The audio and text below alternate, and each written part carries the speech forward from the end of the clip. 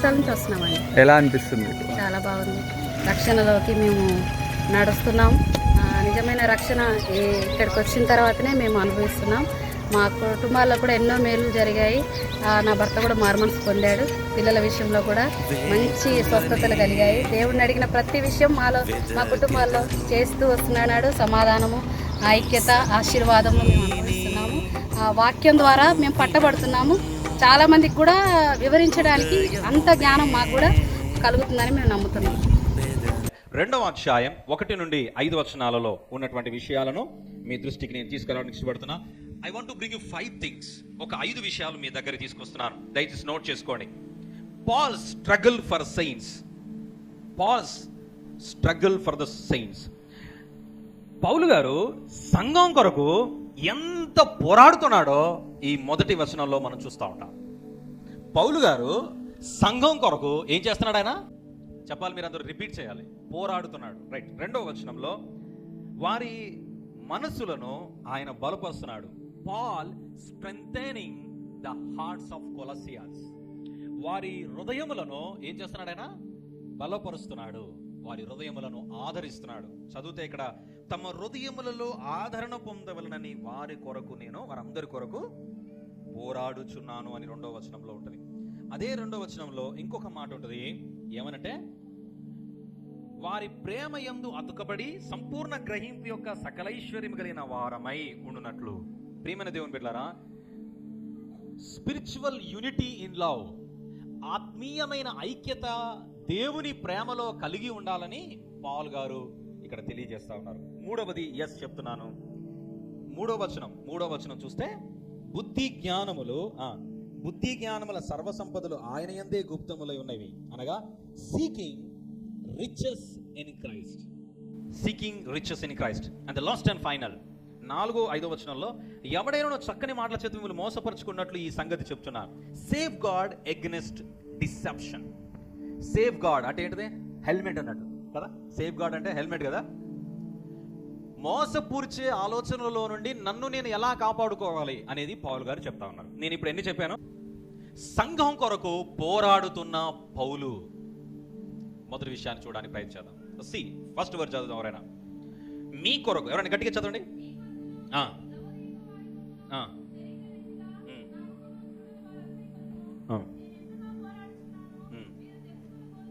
Yes, చాలండి. Paul గారు పోరాడుతున్నారంట. ఎందుకు పోరాడుతున్నాడు? పోరాటం అంటే ఏం గుర్తొస్తుంది మనకి? పాల్ గారు ఎక్కడుండి ఈ పత్రిక రాస్తున్నాడంటే చెరలో ఉండి రాస్తున్నాడు. చెరలో ఉన్నటువంటి, అనగా తను ఒక రూమ్ లో బందీ అయ్యాడు. అంటే కాళ్ళకు చేతులకు సంఖ్యలకి ఇట్లా ఏం లేవు, లేదు. Is free to right everything, anything what you want to share to others. ఆయన ఎవరికైతే ఏం చెప్పాలనుకున్నా రాయొచ్చు. చేతులకేం సంఖ్యలు, కాళ్ళకే బోడీలు లేవు. బట్ రూమ్ లో బందీ చేసినాడు. ఎందుకంటే నువ్వు బయటికి రావద్దు సార్. రోమా ప్రభుత్వం చాలా ఖండితంగా చెప్పింది, నువ్వు క్రీస్తుని చూపిస్తున్నావు, క్రీస్తుని ప్రకటిస్తున్నావు, so you are under arrest. నువ్వు ఈ రూమ్ లో నుండి బయటికి రావద్దు. బయట ఎవడుంటాడు? ఒక రోమా సైనికుడు కాపలాగా ఉంటాడు. సో రాసేటప్పుడు రోమా సైనికుడు చూస్తాడు. రోమా సైనికుడి చేతిలో ఏముంటది? ఈటే ఉంటది. ఏం చేస్తాడు? ఎవరైనా యుద్ధానికి వస్తే ఏం చేస్తాడు? ఆ కత్తితో పోరాడతాడు. తన ఒడిలో కత్తి ఉంటది, ఖడ్గం ఉంటది, తన చేతిలో ఈటే ఉంటది. తన డ్రెస్ అంతా కూడా యుద్ధానికి ఎప్పుడు సిద్ధపడినట్టుగానే ఉంటాడు. ఎగ్జాక్ట్లీ దాన్ని చూస్తూ ఆయన ఎలా పోరాడతాడో, నేను సంఘం కోసం పోరాడుతున్నాను. ఏం పోరాడుతున్నారు పౌలు గారు? మీ చేతిలో ఏమైనా కత్తి ఉందా? మీ చేతిలో ఏమైనా ఈట ఉందా? ఎలా పోరాడుతున్నారు అని అంటే పైన చెప్తున్నాడు. ఏమని అంటే, నేను ఆయన క్రియాశక్తిని బట్టి పోరాడుచు ప్రయాసపడుచున్నాను.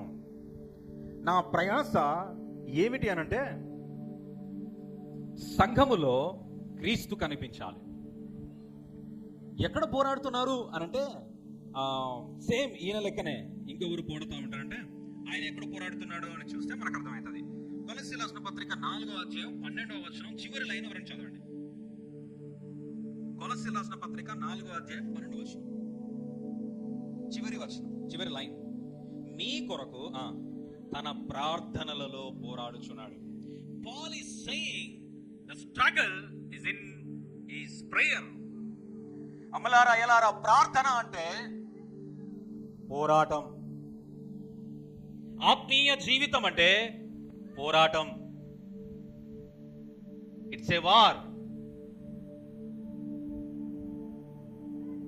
It's not a performance, it's a war. క్రీస్తు నీలో నుండి ప్రొక్లెయిమ్ అవ్వాలంటే నాట్ పర్ఫామ్. నువ్వు ప్రదర్శించుడు కాదు. It's a war. స్ట్రగుల్లో నుండి కనిపిస్తాడు ఆయన. నువ్వు చూసే పోరాటములో నుండి, అనగా నువ్వు సాధించే విజయములో నుండి కనిపిస్తాడు. పాల్ ఇక్కడ యూజ్ చేసిన వర్డ్ స్ట్రగుల్ అనేది ఇంగ్లీష్ లో కనిపిస్తుంటే, ఆ స్ట్రగుల్ అనే వర్డ్ కి గ్రీక్ వర్డ్ లో మీరు రాసుకోండి ఈ మాట, అగాన్ అనే వర్డ్ రాశారు. Agon, AGON, agon, agonizing effort. Spiritual burden తో, అంటే ఆత్మీయమైన పోరాటాన్ని చూపిస్తుంది ఆ వర్డ్. ఆత్మీయమైన పోరాటం. ప్రార్థనలో పౌలు గారు పోరాడుతున్నారట. మనం సాధారణంగా చేసే ప్రార్థన కాదా? It is showing the picture of prayer of Paul. పౌలు గారు ప్రార్థన చేస్తుంటే ఎవరైనా వెళ్ళి ఏమంటారు తెలుసా? అతడు ప్రార్థన చేయుచున్నాడు అని అనద్దు. ఇప్పుడు ఏమనాలి? ఇప్పుడు ఆయన బట్టి అతను పోరాడుచున్నాడు. అమ్మలారా, అర్థమవుతుందా? అతను పోరాడుచున్నాడు. అదేంటండి, ఇన్నాళ్ళు ప్రార్థన చేస్తున్నాడు. But the inner feeling, inner sense, ఆ ప్రార్థనలో ఉన్న ఇన్నర్ సెన్స్ ఏంటంటే పోరాటం, వార్. ఏంటిది ప్రభువా? ప్రార్థనలో పోరాటం ఏంటి? ప్రార్థనలో పోరాటం ఎవరితో చేస్తాం? వావ్, దేవునితో అన్నాలు చేతులెత్తండి, మంచిగా ఎత్తాలండి గట్టిగా ఇట్లా. హల్లెలూయా, సో హ్యాపీ అబౌట్ యూ. ప్రార్థనలో కూర్చొని కొంతమంది సాతానుతో పోరాడుతూ ఉంటారు. సాతానుతో పోరాడతామని అనుకుంటున్నారు కానీ సాతానుని హైలైట్ చేస్తుంటారు. వాళ్ళ నోట్ల స్తుతి, దేవా, స్తోత్రం, ప్రభా అనేది ఉండదు. సాతానా బంధిస్తున్నా, పో సాతానా సాతానా సాతానా సాతానా సాతానా. వాడు అనుకుంటాడు సంకలు కొట్టుకుంటా, ఎన్నిసార్లు కలవరిస్తావురా బిడ్డ, నువ్వంటే మస్తు ముద్దు కొత్తుందిరా నాకు. చాలా మంది ప్రార్థనలు ఇట్లా చేస్తారు. Wrestle with God, wrestling with God. అంటే రెజ్లింగ్ విత్ గాడ్ అంటే దేవుడితో పోరాడడం అంటే దేవుడు నేను ఫైట్ చేసుకుంటుంటామా? No no no. Wrestling with God, fighting అంటే ఫైటింగ్ ఇన్ ప్రేయర్. ప్రార్థనలో పోరాడడం, దేవునితో పోరాడడం అంటే అర్థం ఏంటో తెలుసా? ప్రభువుని ధరించుకోవడం. వియర్ గాడ్ అని అర్థం అట. ప్రభువుని ధరించుకోవడం. ఒక ప్రసవ వేదన, తల్లి గర్భములో ఎదిగిన శిశువు బయటికి రావడానికి ఎంత ప్రసవ వేదన తల్లి పడుతుంటుందో, ప్రార్థనలో క్రీస్తుని చూపించడానికి చేసే పోరాటమే, క్రీస్తుని బయటికి చూపించడానికి, క్రీస్తు చిత్తాన్ని నా జీవితంలో బయలుపరచడానికి నేను చేసే పోరాటమే ప్రార్థన. ప్రార్థన. ఇన్నాళ్ళు మనం ప్రార్థన అనుకుంటే చాలాసార్లు ఏమనుకుంటుంటే, నా అవసరాన్ని బట్టి చేసేది ప్రార్థన, నాకు ఏదైనా కోరికలు ఉంటే చేసేది ప్రార్థన, నాకు ఏదైనా కష్టం వస్తే చేసేది ప్రార్థన అనుకున్నాం. బట్ ఇన్ స్పిరిచువల్ మెచ్యూరిటీ, క్రీస్తులో ఉన్నటువంటి ఏమంటారు, మరొక మెట్టు ఎక్కి ఆలోచించే, క్రీస్తుని అనుభవించేటటువంటి తరుణంలో ప్రార్థన అంటే క్రీస్తు యొక్క వ్యక్తిత్వాన్ని, దేవుని యొక్క చిత్తాన్ని చేయుటకు మనం పడే ప్రయాసే ప్రార్థన. Fearing before he will meet our needs. మన అవసరతలు ఆయన తీర్చడానికి ముందు మనం చేసే పోరాటంలో ఆ అవసరతలు తీర్చడానికి I am not eligible. You know the Old Testament prayers. చాలా సార్లు కనుక మీరు ప్రార్థన చూస్తే కనుక ఓల్డ్ టెస్టమెంట్స్ లో ఒక చోట ఇలా అంటూ ఉంటాడు, నా చేత కాదు బ్రో, నా వల్ల కాదు, నా చేత కానే కాదు, ఐ ఆమ్ అన్ఫిట్ అనే ప్రార్థనలు మనం వింటాం. నా వల్ల కాదు ప్రభా అనే ప్రార్థనలు మనం వింటాం. నేనెవరిని ప్రభా వెళ్ళడానికి అనే ప్రార్థనలు వింటాం. యూనో ఆ టైంలో వాళ్ళు చేసే ప్రార్థన అయితే, లార్డ్ ఐ ఆమ్ అన్ఫిట్, నేను పనికిరాను, నేను ఈ పనికి యోగ్యుడును కాదు, just I want to wear you, నీవే వెళితే దాన్ని సాల్వ్ చేస్తావు. This is their prayer. మోషే చాలాసార్లు ఇలాగ ప్రార్థన చేశాడు. 2వ దినవృత్తాంతాలు 20వ అధ్యాయంలో యెహోషాపాతు కూడా ఇలాగ ప్రార్థన చేశాడు. ఏమని ప్రార్థన చేశాడు? మా చేత కాదు ప్రభువా, మా వల్ల కాదు, 3 దేశాలు బయలుదేరుస్తున్నాయి, ఏం చేయమంటావు, మా వల్ల ఏడైతుంది, మేమైతే ఉపవాసం చేస్తున్నాం, ప్రార్థన చేస్తున్నాం, యుద్ధం చేయాల్సింది నువ్వే అంటే అర్థం ఏంటి? యుద్ధం చేయాల్సింది నువ్వే అంటే ప్రార్థన ఏం చేయాలి? నిన్ను ప్రభువులా మార్చాలి. డైరెక్ట్ ప్రభువు వచ్చి అక్కడ నిలబడతాడా? Friends, if you stand there, Christ will stand with you. This is the result of prayer. నెహెమ్యా ప్రార్థన చేసిండు. రాజు దగ్గరికి వెళ్లే ముందుగా నా రాజులకు రాజు అయిన నీతో మాట్లాడుతున్నాను ప్రభా, please please please please help me.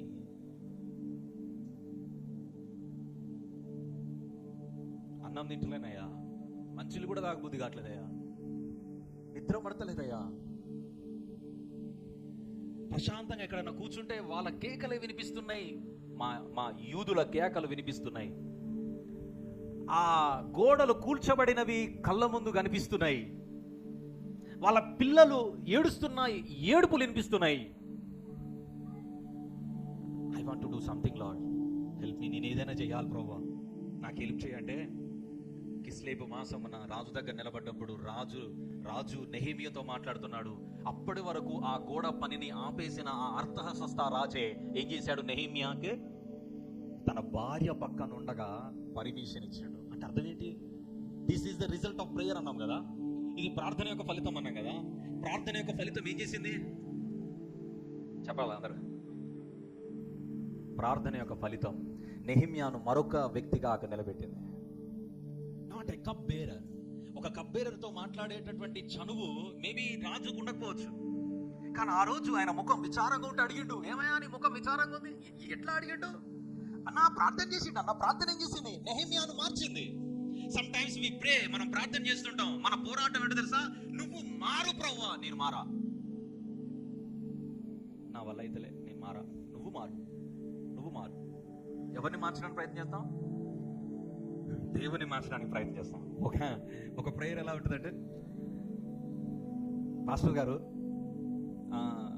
నేను పలానా వ్యక్తిని పెళ్లి చేసుకోవాలనుకుంటున్నాను, ఇష్టపడతా ఉన్నాను, నా గురించి ప్రార్థన చేయండి అంటే, చచ్చి అట్లా చేయొద్దమ్మా, తప్పమ్మా అని అంటే, ఓకే పాస్టర్ గారు ఇక్కడ నుంచి అలా చేయం.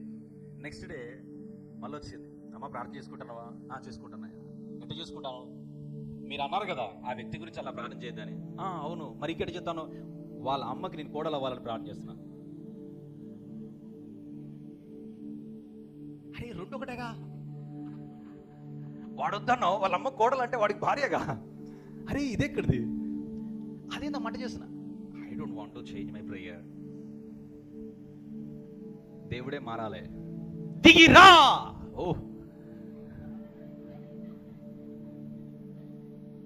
నువ్వు ఏడున్నావో దిగిరా, నేను రాను అక్కడికి, నువ్వు ఇక్కడికి రా, నేను మారా, నువ్వే మారాలి, నా మీద దయ పుట్టాలి నీకు. నేను చేసేది చెడే కానీ దాన్ని వదలా, నువ్వే చెడుని కొంచెం ఇష్టపడాలి. ఏమండి, one thing I want to share with you.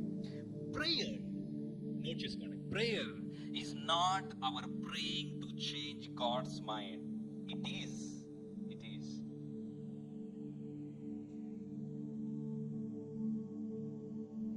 what is the mind of God, asking according to his will. నా ప్రార్థన దేవుని మనసును, దేవుని చిత్తాన్ని మార్చడానికి కాదు, దేవుని చిత్తానికి తగినట్లుగా నేను మారాలి. That is the war. ప్రార్థన ఒక పోరాటం. నువ్వు మోకాల నుంచి చేసే ప్రార్థన, many people will bring their బాడీని ప్రభు దగ్గర తీసుకురాగలుగుతారు, but they are failing to bring their minds to the Lord. వారి మనసుని ప్రభు దగ్గర తీసుకురావడంలో ఓడిపోతూ ఉంటారు. నా ప్రియ సహోదరి సహోదరుడా, యోహాను రాసిన మొదటి పత్రిక 5వ అధ్యాయం 14-15 వచనాలు ఒకరిని చదవండి, గట్టిగా చదవండి. యోహాను రాసిన మొదటి పత్రిక 5వ అధ్యాయం 14-15 వచనాలు దయచేసి ఎవరైనా చదవండి. ఆయనను బట్టి మనకు కలిగిన ధైర్యం ఏదనగా, ఆయన చిత్తానుసారంగా అండర్లైన్ చేసుకోండి, ఆయన చిత్తానుసారంగా మనం ఏది అడిగినను ఆయన మన మనవి ఆలకించునన్నదియే. మనం ఏమి అడిగినను ఆయన మన మనవి ఆలకించునని మనం ఎరిగిన యెడల మనం ఆయనను వేడుకొనినవి మనకు కలిగినవని ఎరుగుదము. The thing is the main important. అక్కడ అండర్లైన్ చేసుకోవాల్సిన మాట ఏంటంటే, నా ప్రియమైన దేవుని సంగమా, ఆయన చిత్తానుసారంగా చేసేదే ప్రార్థన. ప్రార్థన అనగానే ఆయన చిత్తం ఎలా కనుక్కుంటామని అదే పోరాటం. You have to struggle. బైబిల్లో ప్రార్థనలో పోరాడిన వాళ్ళని ఎవరైనా ఎగ్జాంపుల్ చెప్తారా? ప్రార్థనలో పోరాడిన వాళ్ళు సూపర్. ఇంకా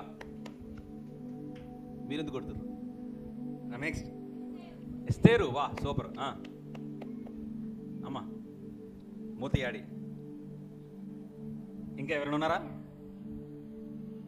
ఏసయ్య ఎవరండి? కొంచెం మంటి. ఏషియా ఓకే. ఇర్మియా. ఇంకా అంటే వాళ్ళు ప్రార్థన చేసి ఉంటారు, బట్ ప్రార్థనలో పోరాడుతున్నారు అని లిటరల్గా అంటే అక్షరాలుగా రాయబడినటువంటి వ్యక్తులు ఎవరంటే యాకోబు, పాల్ గారు, ఎపఫ్రా గారు, యేసుక్రీస్తు ప్రభు వారి గురించి కూడా ఆ మాట రాయబడి. యాకోబు ఏం చేశాడు?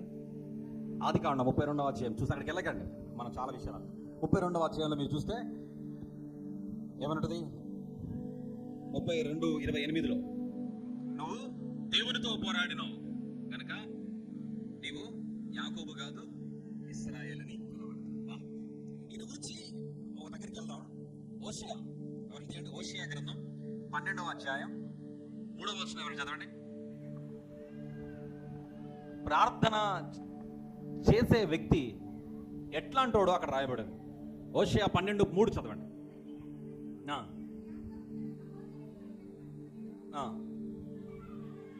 మగసిరి గలవాడై అతడు దేవునితో పోరాడను. చాలండి.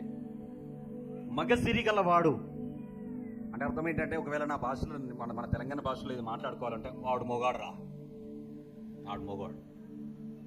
ఎవరు మొగాడంటే అట్లా ఉండాలిరా అంటే దేన్ని బట్టి? ఎవరైనా చంపినాడా? ఎవరి తలలైనా తీసుకొచ్చినాడా? ఎట్లా మొగాడురా అని అంటున్నాడు? దేవునితో పోరాడినాడు అంటే ఏం చేసిండు? ప్రార్థన చేసిండు. ఆయన అంత మగసిరి గలవాడా? అయిపోయాడా? అవును. అందరూ చేసే ప్రార్థన కాదు, యాకోబు ఇశ్రాయేలుగా రూపాంతరమైన ప్రార్థన. వాహ్! దీన్ని బట్టి లాస్ట్ కన్క్లూడింగ్ తెలుసా? ప్రార్థన చేసేటోడే మనిషి అని అర్థమైంది. ప్రార్థన చేయనోడు అంటే పాస్టర్ గారు ఏమంటారండి మీరు? నేను అదే అంటున్నా, నువ్వు ప్రార్థన చేయకపోతే మనిషి కాదు. ఒకసారి పక్కన షేకండి అండి, దండం పెడతా, ప్రార్థన చేయి, మనిషి లెక్క బతుకుదామని చెప్తాం. ప్రియమైన దేవుని బిడ్డలారా, వి హ్యావ్ టు ప్రే. మనం ప్రార్థించాలి మగసిరి గలవాడిగా, దేవునితో పోరాడునంతగా. నువ్వు నన్ను ఆశీర్వదిస్తేనే కానీ నేను నిన్ను విడువను ప్రభువా అన్నటువంటి ప్రార్థన పాల్ గారు ఇక్కడ ప్రార్థన చేస్తా ఉన్నారు. పాల్ గారి ప్రార్థన యొక్క అంతర్యం ఏమిటి అనంటే, ప్రియమైన దేవుని బిడ్డలారా, లవోదికీయ వారి కొరకు, లవోదికీయ వారిని ఆయనను చూడనే లేదంట. చెరసాలలో ఉన్నటువంటి బందీ ఉన్నటువంటి పౌలు గారికి లవోదికీయ సంఘాన్ని ఏ రోజు చూడలేదు ఆయన. ఏ రోజు వెళ్ళి ఇట్లా మీతో మాట్లాడినట్టు పౌలు గారు వచ్చి ఆ సంఘాన్ని చూడలేదు. కానీ ఆ సంఘం గురించి ఈయన కన్సర్న్ ఏంటో, నా ముఖము చూడని వారందరి కొరకు, మీ కొరకు, లవోదికీయ వారి కొరకు, శరీర రీతిగా నా ముఖము చూడని వారందరి కొరకును నేను ఎంతగా పోరాడుచున్నానో మీరు తెలుసుకోవాలి. నేను మీ గురించి ప్రార్థన చేస్తున్నాను. ఎందుకు అనంటే, వారు ప్రేమయందు అతుకబడి సంపూర్ణ గ్రహింపు యొక్క సకలైశ్వర్యము కలిగిన వారే, దేవుని మర్మమైన క్రీస్తును స్పష్టముగా తెలుసుకున్న వారే తమ హృదయములో ఆదరణ పొందాలని వారందరి కొరకు నేను పోరాడుచున్నాను. I'm struggling in prayer. ప్రియమైన దేవుని బిడ్డలారా, పాల్ గారి యొక్క ప్రార్థన ఏమిటనంటే, తను చూడని వారు దేని కొరకు ప్రార్థన చేస్తారంటే, వారు ప్రేమయందు అతుకబడి అంట. ప్రేమయందు ఏం చేయబడాలి? వాళ్ళు ఎవరి ప్రేమయందు అతుకబడాలి? దేవుని ప్రేమను మరియు సంఘంలో ఒకరినొకరు ప్రేమయందు అతుకబడి సంపూర్ణ గ్రహింపు యొక్క సకలైశ్వర్యము కలిగిన వారే. ఎప్పుడైతే ప్రేమ ఉంటుందో వారే ధనవంతులు అని చెప్తున్నాడు. ఒక ట్రాన్స్లేషన్లో ఇలా రాయబడి ఉంది, మీకోసం అది నేను చదువుతా. మీరు దయచేసి ఈ మాట నేను చదువుతుంటే చెవులు నిక్కబొడుచుకొని నాలని నా మనవి. మీ హృదయాలు ధైర్యంతో నిండిపోవాలని, ప్రేమతో మీరు ఐక్యం కావాలనేది నా అభిలాష. అప్పుడు మీరు సంపూర్ణంగా అర్థం చేసుకోగలుగుతారు క్రీస్తుని. అది మీకు సంపద అని చెప్తున్నాడు. మళ్ళీ చదువుతున్నాను, వినండి. ఇక్కడ రాయబడినటువంటి వచనంలో నేను మనకు అర్థమయ్యే భాషలో చదువుతున్నాను. మీ హృదయాలు ధైర్యంతో నిండిపోవాలని, ప్రేమతో మీరు ఐక్యం కావాలనేది నా అభిలాష. అప్పుడు మీరు సంపూర్ణంగా క్రీస్తుని అర్థం చేసుకుంటారు. అదే మీకు సంపద. వస్తున్నాను. ద్వితీయోపదేశ కాండం, మీరు ఎక్స్పెక్ట్ చేస్తున్న దగ్గరకు వచ్చాను. ద్వితీయోపదేశ కాండం 15వ అధ్యాయం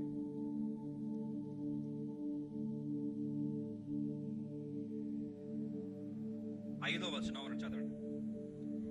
కావున నేడు నీకాజ్ఞాపించుచున్నా ఈ ఆజ్ఞలన్నిటినీ అనుసరించి నడుచుకొనుటకు నీ దేవుడైన యెహోవా మాటను జాగ్రత్తగా విని యెడల మీలో బీదలను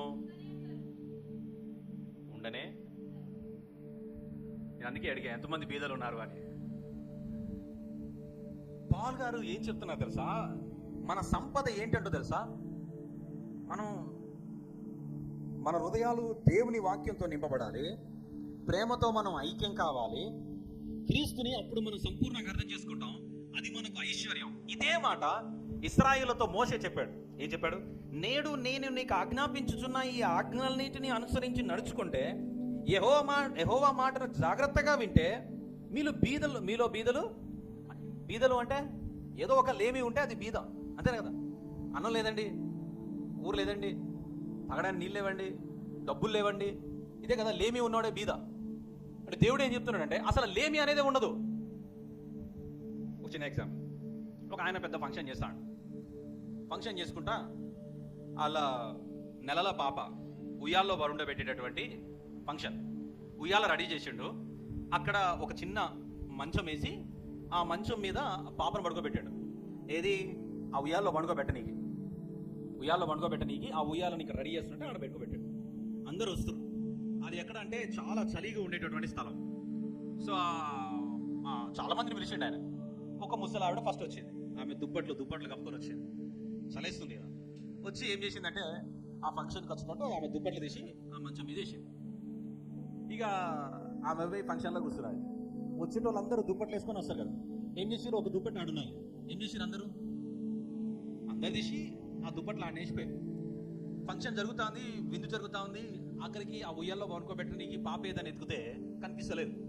పోయి ఆ మంచంలో చూస్తే దుప్పట్లు వేసి ఉన్నాయి. ఆ దుప్పట్లు తీసి చూస్తే